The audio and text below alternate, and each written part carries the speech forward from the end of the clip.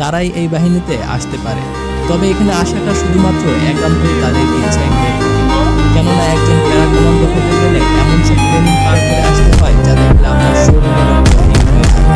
এজন্য শুধুমাত্র 30 থেকে 35